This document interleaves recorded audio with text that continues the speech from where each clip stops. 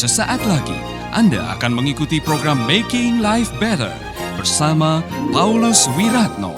Selama 15 menit ke depan, Anda akan belajar membuat kehidupan lebih baik.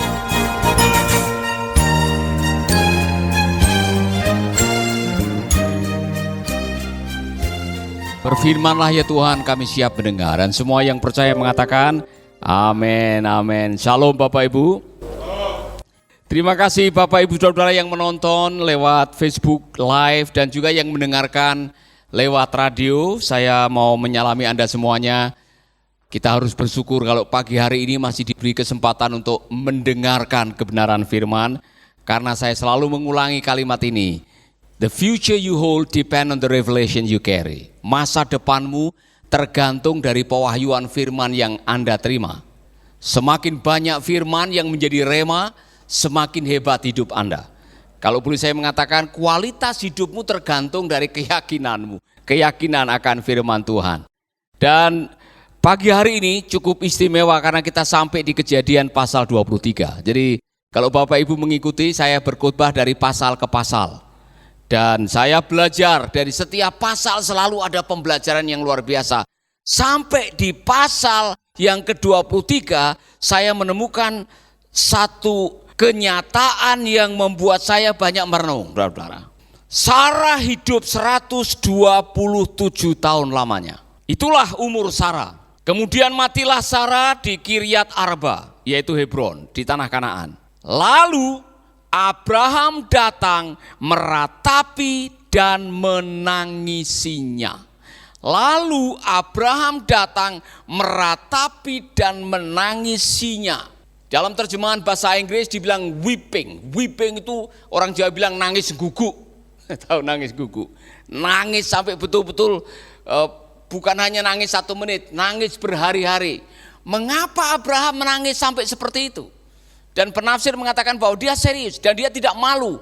Dia meratap dan meraung menangis di hadapan banyak orang untuk meratapi kepergian istrinya. Saudara, ada sesuatu yang menarik. Waktu dia meninggalkan kampung halamannya, Mesopotamia, pergi ke tanah Kanaan, dia tidak nangis. Waktu dia disuruh meninggalkan orang tuanya, familinya, dia tidak menangis. Waktu dia harus memberikan haknya kepada keponakannya untuk memilih tanah penggembalaan, dia tidak menangis. Waktu dia mendengar bahwa iparnya mati jadi tiang garam, dia tidak menangis. Waktu istrinya diambil Firaun dan diambil Raja Abimelek, dia tidak menangis. Tapi kali ini dia menangis. Saudara-saudara, saya mendengar pria itu sulit menangis. Dibutuhkan 10 alasan wanita. Jadi kalau wanita bisa menangis, 1 alasan cukup untuk menangis bagi wanita. Untuk pria dibutuhkan 10 alasan. Saya membacakan ini. Pria memang butuh alasan yang sangat kuat untuk menangis, katanya. Atau mungkin kalau digabungkan sekitar 10 kali lipat alasan dari wanita menangis, baru bisa membuat laki-laki menangis. Maka Pak Roni itu jarang nangis. Iya kan Pak? Kecuali kalau dicabut giginya baru dia nangis. Atau divaksin, ada yang menangis, saudara. Ada pernyataan yang terlintas tentang tangisan seorang pria yang menyentuh. Ketika seorang pria menangis karena wanita, maka saat itulah dipastikan wanita itu sangat dicintainya dengan sungguh-sungguh. Amin. Tahukah engkau kaum pria sesungguhnya jauh lebih sering menangis, tapi tangisannya dalam bentuk lain.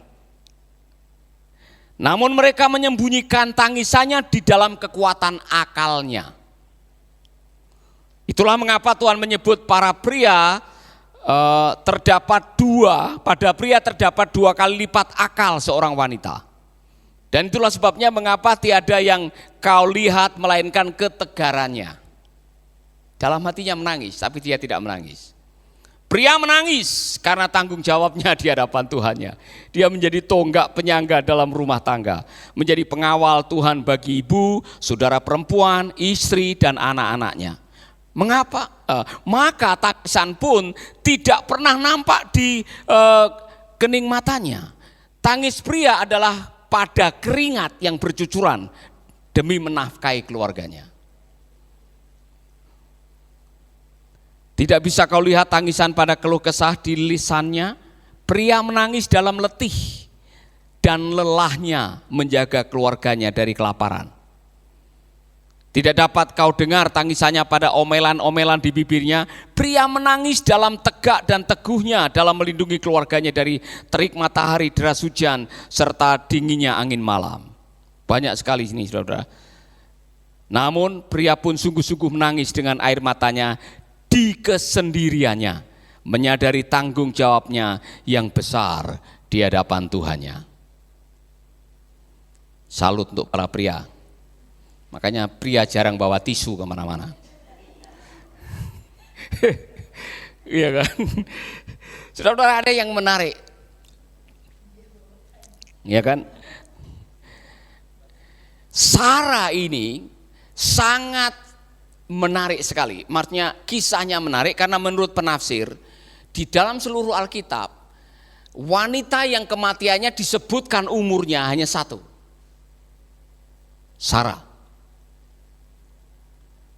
Karena Sarah punya legacy, punya warisan hidup yang nantinya dituliskan dalam perjanjian baru. Saudara-saudara, Sarah adalah seorang yang sangat luar biasa. Dikatakan di sini bahwa Sarah is the only woman in the Bible whose age at death is recorded. Mengapa? Umurnya dicatat.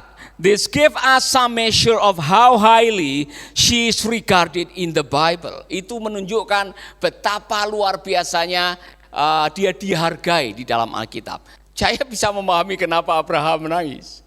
Karena dia adalah penolong yang menyertai dia mulai meninggalkan kampung halamannya di Ur atau di Mesopotamia, mengembara sampai di tanah perjanjian itu, saudara. Dan saya melihat perjalanan hidupnya tidak mudah. Perjalanan hidupnya penuh dengan liku-liku, penuh dengan tantangan, tetapi dia mengakhiri dengan baik. Sarah mengakhiri hidupnya dengan baik. Anda masih bersama Paulus Wiratno di Making Life Better.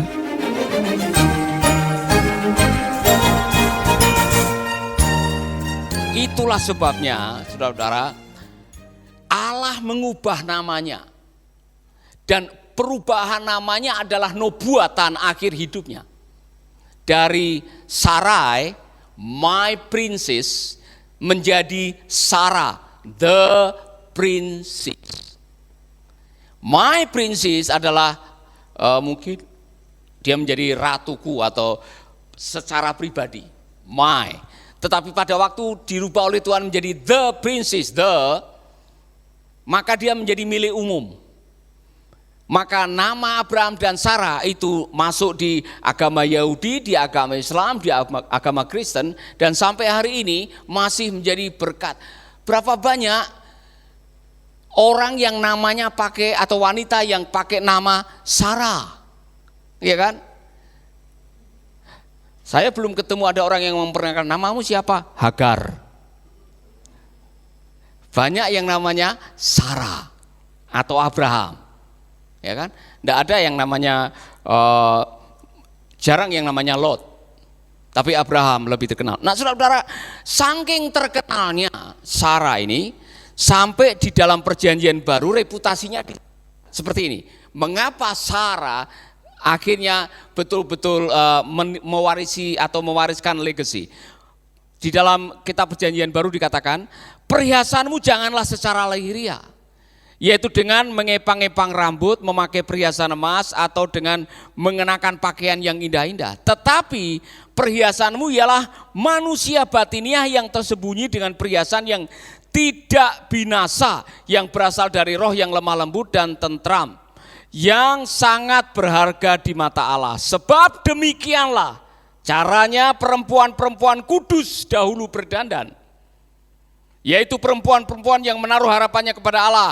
Mereka tunduk kepada suaminya, sama seperti Sarah. taat kepada Abraham dan menamai dia tuanya. Dan kamu adalah anak-anaknya jika kamu berbuat baik dan tidak takut akan ancaman. Saudara-saudara, sejarah mencatat bahwa Sarah itu cantiknya luar biasa. Sampai di umur yang mendekati 90 masih menarik Raja Abimelek.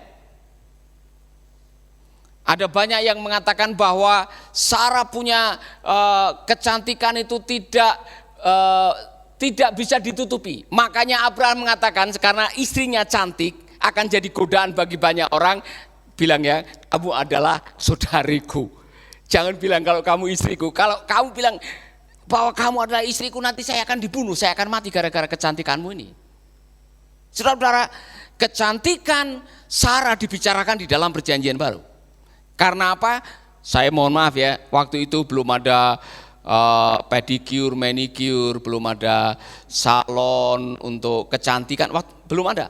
Tetapi Sarah punya penampilan diakui di dalam perjanjian lama dan perjanjian baru luar biasa.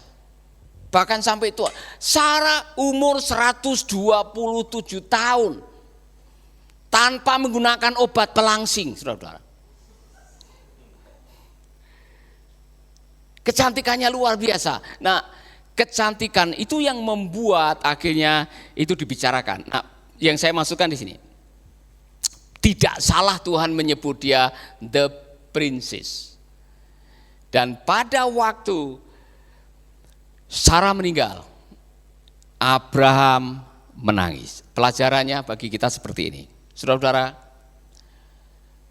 sukses dalam kehidupan saudara ditentukan oleh siapa yang menemani hidup saudara.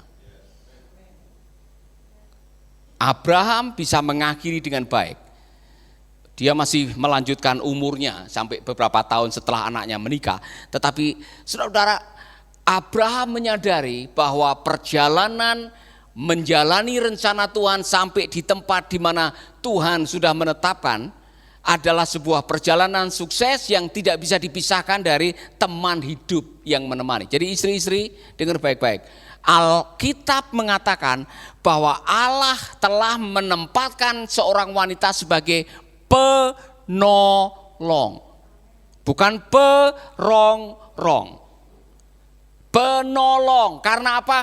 Allah punya visi untuk suamimu. Allah punya visi untuk Abraham, dan untuk mencapai visinya diperlukan seorang penolong yang bisa mengoreksi, yang bisa memberikan kekuatan, yang bisa memberikan kata dorongan, yang bisa memberikan tepukan di bahu, yang bisa memberikan pelukan kasih sayang, yang bisa memberikan marah untuk memperbaiki kelakuan. Oleh karena itu saudara yang sudah menikah, tolong hargai pasanganmu. Nanti kita akan melihat cara Abraham memperlakukan istrinya dengan membelikan tanah khusus untuk kuburan. Walaupun dia mau dikasih, dia tidak mau. Saya mau bayar. Karena ini wanita yang sangat berharga, layak untuk dihargai. Amin. Haleluya. Saudara-saudara, mari kita belajar di sini bahwa orang yang bernama Abraham, saudara-saudara, menyadari bahwa kebersamaannya dengan Sarah itu sungguh berarti. Maka waktu dia menyadari istrinya meninggal, dia mourning, dia meratap dan dia menangis. Wept atau weeping, menangis saudara-saudara. Oleh karena sesuatu telah terjadi dalam hidupnya, sesuatu yang sangat penting terjadi dalam hidupnya. Kalau bisa saya mendengar waktu Sarah sudah meninggal, Abraham kalau kemana-mana menyanyi lagu ini. Tanpamu apa artinya?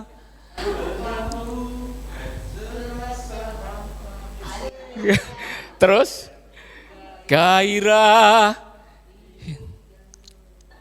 Bu Lydia masih ingat lagu itu ya? Abraham merasa kehilangan luar biasa. Karena apa? Sarah adalah orang yang telah dikirim oleh Tuhan untuk mencapai rencana ilahi di dalam hidupnya. Sahabat sahabat, Anda baru saja mendengarkan Making Life Better bersama Paulus Wiratno. Jika Anda diberkati, kirimkan kesaksian Anda ke Radio Dian Mandiri, Jalan Intan LC2, Gang 4 Nomor 1, Denpasar, Bali. Kunjungi website kami di pauluswiratno.com, Facebook Paulus Wiratno. Hubungi kami di 0811 3901 144 dan 0811 3901 140. Sekali lagi 0811 3901 144 dan 0811 3901 140. Anda juga bisa mendengarkan program Making Life Better ini melalui handphone Anda. Download aplikasinya di Play Store atau App Store. Sahabat, mari dukung program Making Life Better ini melalui rekening BCA 6690300525. Sekali lagi, rekening BCA 6690300525 atas nama Wiratno. Terima kasih, Tuhan Yesus memberkati.